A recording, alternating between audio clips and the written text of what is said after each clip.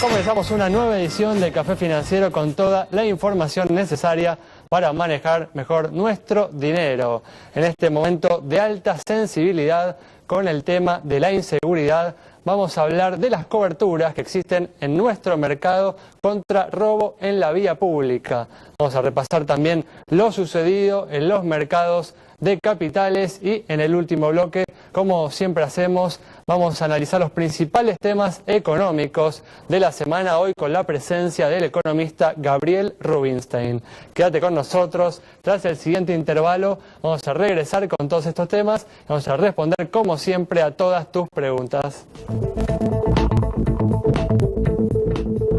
Bueno, ya estamos aquí con Santiago Chelala, también está como siempre con nosotros Yamila Escala y hoy nos está acompañando una vez más Julián Siri para hacer el repaso de lo sucedido en los últimos 7 días en los mercados de capitales. ¿Qué tal? ¿Cómo andan? Muy bien, hola, ¿qué tal? Gracias por estar aquí una vez más. Y bueno, arrancamos como siempre con toda la información y el gobierno anunció en esta última semana la creación del Fondo para el Desarrollo Argentino, una propuesta con la que brindará financiamiento a bajo costo a empresas con proyectos productivos de innovación tecnológica. Santiago presenta este tema. Así es, Ale, fue una semana de anuncios, varios anuncios de la Presidenta de la Nación. Uno de ellos fue la creación, financiamiento de proyectos de inversión de empresas, tanto pymes como grandes empresas, según se desprende de la normativa publicada en el boletín oficial, destinados entonces a innovación tecnológica, a generar valor agregado, así es como dicen la norma, para crear nuevos puestos de trabajo y por supuesto también industrializar el país. Recordemos que la Presidenta estuvo este viernes en la inauguración de la fábrica de heladeras Siam como un símbolo de lo que sería este proceso de industrialización que está pidiendo. También el ministro de Economía visitó a la UIA esta semana que pasó, así que están pidiendo sostener este modelo y están diciendo del gobierno que están esforzándose con estos 10.000 millones de pesos que ponen a disposición de las empresas para bajar el costo de la financiación de la inversión productiva. Ahora, ¿cuál es el problema? Bueno, uno que como pueden participar grandes empresas, uno de los problemas es que las empresas realmente ya estén haciendo estas inversiones o tengan el capital para hacerlo y que, utilicen ese capital para hacer otro tipo de inversión, por ahí financiera, con altas tasas de interés. Como vamos a ver, posiblemente en estos días las tasas de interés están subiendo mucho y por supuesto, si ya tienen el dinero pueden utilizarlo para financiar algún tipo de inversión de este tipo y tomar el crédito del gobierno para bajar los costos. Y por supuesto también que no utilicen el dinero para eso, no lo utilicen para otra cosa, como tantas veces ha pasado con el empresariado local cuando se los ha subsidiado. Así que el éxito de la medida dependerá no solamente de bajar los costos, sino del control y de la aplicación de estos subsidios, porque es mucha plata, 10.000 millones de pesos destinados en este caso para financiar proyectos productivos. Sí, por otra cosa también hay que decir que se lograría de manera mucho más sencilla el objetivo de incrementar la inversión, de aumentar la productividad de la economía, si se hiciera todo lo posible y se trabajara seriamente para que la economía fuera más estable y más previsible, porque en el contexto actual la verdad que es muy difícil avanzar con un proyecto, con cualquier proyecto de inversión, ¿no? Así es, Alex, y pensemos que los que hacen estos proyectos son empresas grandes generalmente, que tienen que tener la capacidad primero para aplicar, para poder ser sujetos de este crédito, y por ahí muchas pymes, pequeñas empresas quedan afuera porque ni siquiera saben cómo obtener este financiamiento. Entonces las grandes empresas por ahí ya tenían estas inversiones pensadas o por lo menos tenían acceso a algún tipo de crédito y esto lo único que hace es reducirles aún más el costo de financiamiento y utilizan ese dinero que tenían pensado para eso para alguna otra cosa. Es realmente un problema que también tienen las pequeñas empresas que no pueden tener acceso a estos planes de gobierno porque ni siquiera saben cómo. Muy bien, y ahora vamos a seguir con información para todas aquellas personas preocupadas por el tema de la inseguridad. Les vamos a contar cuáles son las coberturas contra robo en la vía pública que existen en nuestro mercado. La posibilidad de tener un siniestro en la vía pública, puntualmente el robo. Estuvimos hablando en las últimas semanas sobre el tema de inseguridad y como siempre actualizamos los valores. Recuerden, uno puede proteger su cartera, su bolso o su mochila ante la posibilidad de que venga una persona, se lo saque en la vía pública con todo lo que eso implica, con el contenido, documentos, llave, celular, maquillaje para las mujeres. Pero atención, cuando uno va a contratar el seguro tiene que estar bien atento a cuál es la suma asegurada. Atento en función de qué, de lo que uno va a asegurar, de lo que uno lleva en la cartera. Hay maquillajes carísimos, celulares, la misma cartera, y bueno, si uno de repente quiere estar más cubierto en esa situación, tiene que ir a los más caros, a los que tienen sumas aseguradas más importantes, entre 800 y 5.000 pesos, siempre hablando de que esta suma debe actualizarse porque obviamente las cosas aumentan y bastante. Bueno, vemos entonces qué nos ofrecen. Hay varias compañías, en realidad uno tiene que estar asociado al banco, ¿sí?, para poder contratar este seguro, obviamente. Bueno, vemos cómo arranca esto, ¿sí? Santander Río, 18 pesos por mes.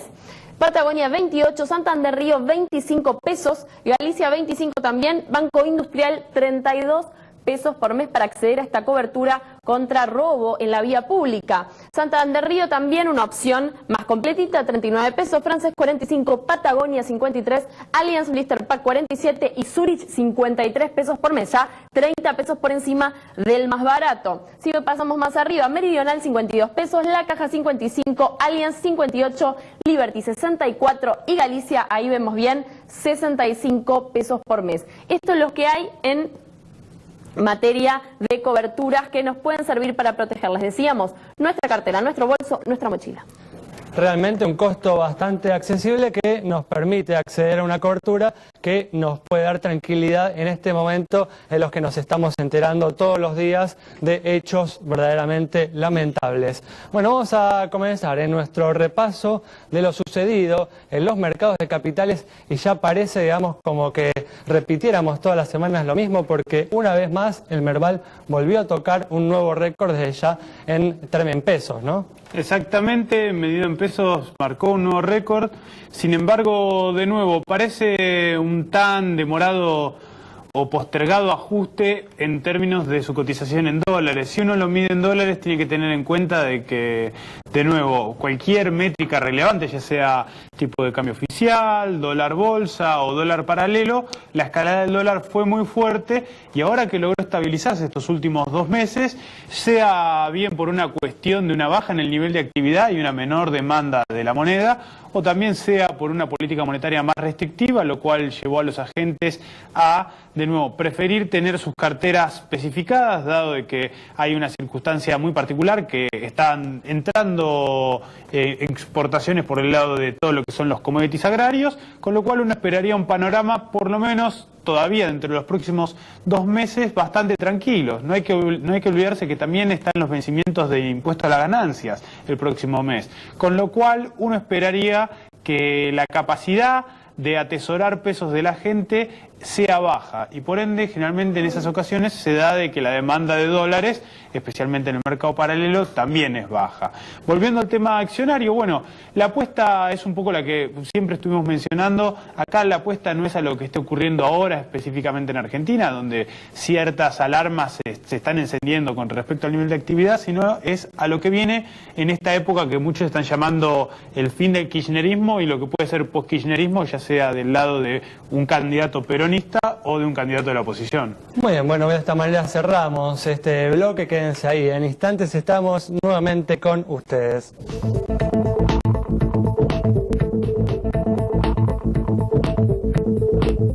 Bueno, abrimos este nuevo bloque respondiendo, como siempre, a todas las consultas que ustedes nos han enviado a través de nuestros números de teléfono, también a través del Facebook de Café Financiero. Y, por ejemplo, tenemos la consulta de Antonio sobre la situación del Banco Comafi. Bueno, para Antonio, entonces, el Banco Comafi, vemos sus números en pantalla, tiene un patrimonio de 832 millones de pesos, depósitos por 6.450 millones y acumula resultados positivos de 141 millones de pesos. Tiene buenos indicadores de solvencia y de liquidez. Asignamos cara sonriente para el Banco Comafi. Bueno, abrimos un nuevo tema y en las últimas semanas se viene registrando una notable calma en el mercado cambiario, una calma completamente inimaginable meses atrás, con el dólar clavado en torno a los 8 pesos. Estefanía Daníbali dialogó con el público en la calle sobre esta situación. Café Financiero le preguntó al público si piensa que la calma cambiaria se va a mantener en el tiempo o se trata de algo temporal. Creo que se va a mantener estable estas elecciones y no va a haber grandes saltos. Somos un país muy dolarizado y mover el dólar un poquito quiere decir que aumente hasta los productos más básicos que no están ligados en su producción al dólar. Entonces me parece que mantener el dólar estable es muy bueno. El dólar va a volver a aumentar. El tiempo transcurrido desde el momento en que hubo la devaluación hasta ahora hizo que haya prácticamente una devaluación del 50%, con lo cual en los próximos meses nos vamos a comer el otro 50% y forzosamente van a tener que devaluar de nuevo. El dólar oficial, ¿no? ¿Me hablas? Ah, no, porque hay varios dólares. No, el dólar va a estar estable hasta mitad de año, cuando entren las liquidaciones, y después de mitad de año lo tendrían que ajustar, se tendría que ir ajustando con las demás variables económicas. La cuestión de inflación me parece que en un par de meses van a ir aumentando y van a mantener la brecha. ¿Cree que es una buena decisión del gobierno mantener el dólar a 8 pesos? Es medio difícil la decisión, creo que lo tenían que haber ajustado antes el tema.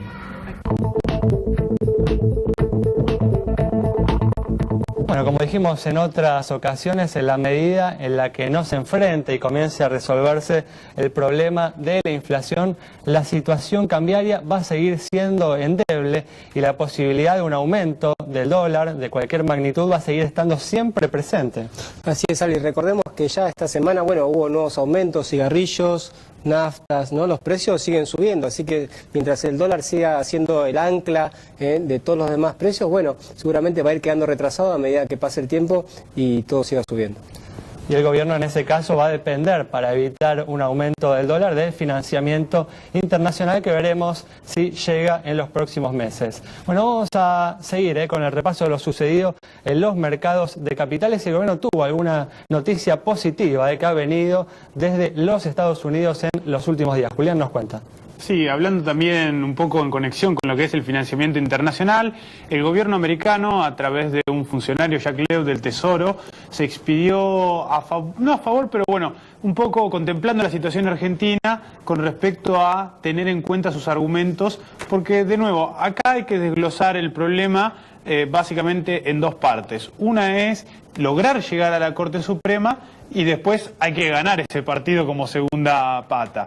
El tema es, en este momento creo que la estrategia oficial y un poco la estrategia consensuada por parte del mercado para con Argentina es poder demorar el problema el mayor tiempo posible para lograr, entre otras cosas, es un cambio, un cambio o un panorama de cómo va a ser el escenario político futuro y de esa manera, con el tiempo comprado, lograr también mostrar una mejor voluntad hacia el exterior y acceder a los mercados de capitales. En todo ese escenario, y pudiendo derogar la ley Cerrojo que se había establecido sobre la deuda vieja, podrían incluso llegar a negociar sobre esta deuda en default en condiciones en las cuales se han beneficiado los fondos buitres y se ha beneficiado a la Argentina en el sentido de que logre acceder a los mercados de capitales para financiarse, que eso es lo que finalmente quiere y el problema o el meollo de la cuestión.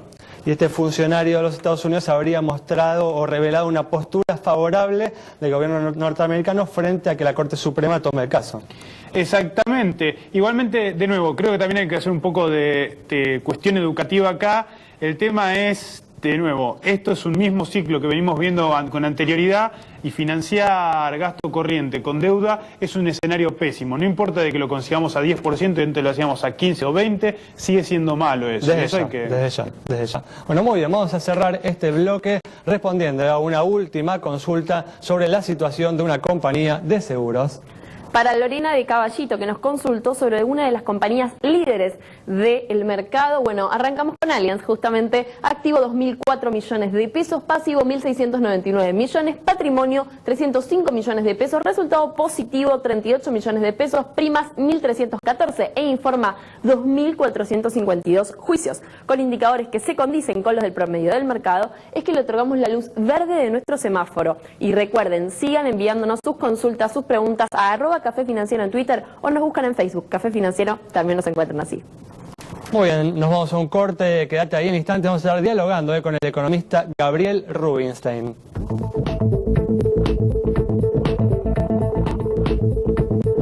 Ya estamos aquí con la presencia del economista Gabriel Rubinstein para analizar los principales temas económicos de la semana. ¿Qué tal, Gabriel? ¿Cómo andás? Bien, ¿qué tal? ¿Cómo están? Gracias por haber venido.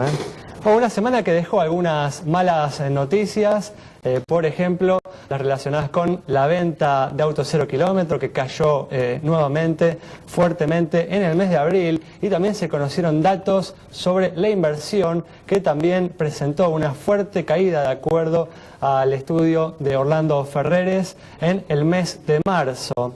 ¿Esperás un segundo cuatrimestre mejor que el primero a partir de la mano de esta recuperación de las reservas internacionales que viene teniendo el Banco Central a partir de la venta de la cosecha?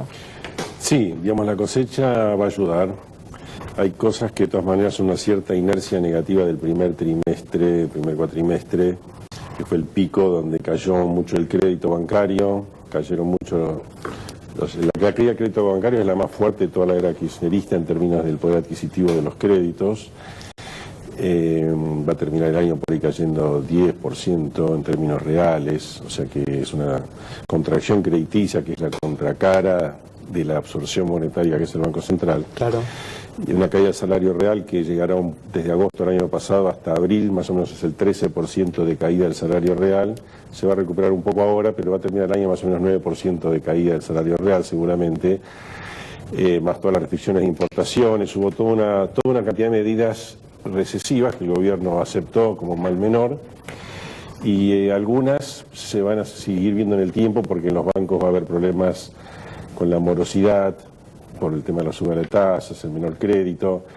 Va a haber una cierta resaca, pero quizás lo peor ya medio se esté viendo ahora, y la cosecha va a ayudar un mejor segundo trimestre, y probablemente con el correr del tiempo, digamos, la economía deje de caer y quizás se recupere un poquito el año que viene. ¿Crees que el gobierno debería tomar medidas para ayudar a la recuperación de la economía en estas próximas semanas? No, yo la verdad que no. Creo que lo mejor que puede hacer el gobierno, desde el punto de vista macroeconómico, es aprovechar lo que se logró. Digamos, en enero teníamos un escenario que iba a un estallido económico, las variables económicas salían de cauce, como el dólar y la inflación.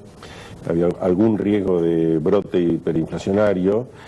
El gobierno se asustó, Cristina, básicamente, que es el gobierno, se asustó. Con eso se volvió a recrear el Banco Central, que prácticamente no existía. El Banco Central había perdido toda función. El Banco Central cobró protagonismo con medidas regulatorias y con medidas de política monetaria. Dieron su resultado, se calmó el mercado. Y si bien hay un costado recesivo inevitable de lo que hicieron, es como que se logró evitar el escenario peor. Claro. Entonces, yo creo que no deberían salirse mucho de eso por dos razones. Una, porque el riesgo es que hagan macanas, o el riesgo es volver un poquito a enero, si relaja mucho la política monetaria, etcétera. Y segundo, porque el gobierno se beneficia de algo que es medio paradójico. El gobierno se beneficia de que se va.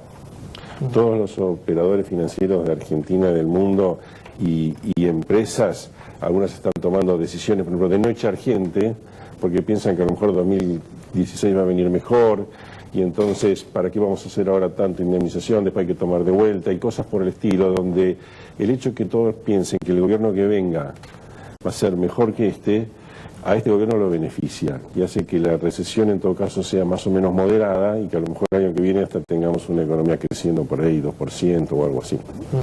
Ahora, Gabriel, ¿cuánto de esta estabilidad de los últimos 2 meses se debe al ancla cambiaria, ¿no? Que el gobierno ha decidido, digamos, entre otras cosas, fijar el dólar en 8 pesos, no lo mueve de ahí, a pesar de que muchos otros precios están subiendo? Ahora vimos el tema de las naftas, de cigarrillos, bueno, suben los precios, pero el dólar sigue quieto en 8. ¿Te parece que eso se puede sostener? ¿Que va a haber pequeñas devaluaciones de aquí en adelante? No, no se va a poder sostener. Digamos, acá la duda es si va a haber pequeñas devaluaciones, no como en noviembre, diciembre, que crecía mucho más la devaluación que la tasa de interés y era una inconsistencia dinámica, un error, digamos, de política económica.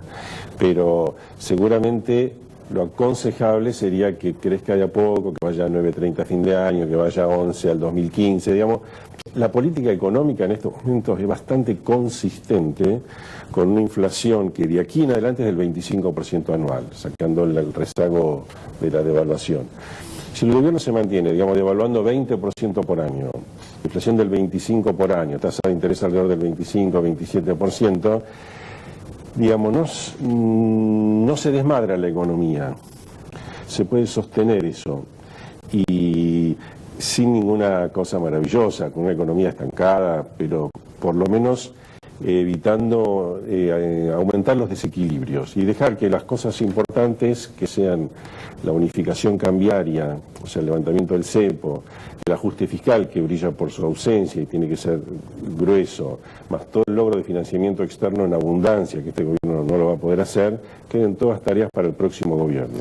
¿No ves, Gabriel, la posible tentación del gobierno de conseguir algo de financiamiento internacional y clavar el dólar en el nivel en el que se encuentra ahora para generar una recuperación del salario real?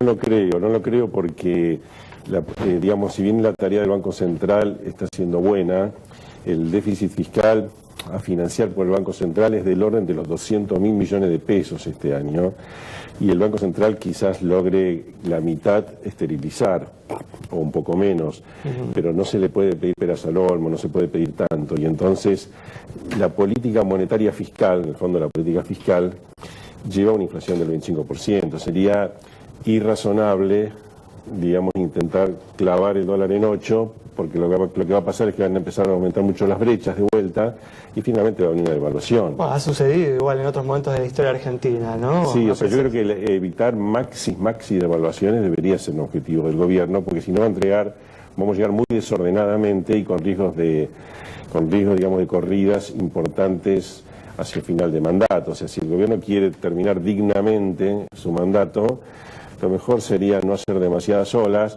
El financiamiento externo que pueda conseguir va a ser poco, a lo sumo para no perder reservas o quedarse por ahí, pero no le va a dar, digamos, para grandes cosas. Entonces yo creo que sería un error enamorarse del dólar en 8 e intentar reactivar por ese lado. Ya es tarde para todo eso. Lo que el gobierno va a hacer es una cosa medio más prolija, evitar estallido económico, dejar algunas cosas más o menos encaminadas, y lo más importante va a quedar para el próximo gobierno. O sea, que son esas tareas, porque el ajuste fiscal para tener una inflación baja es formidable lo que hay que hacer.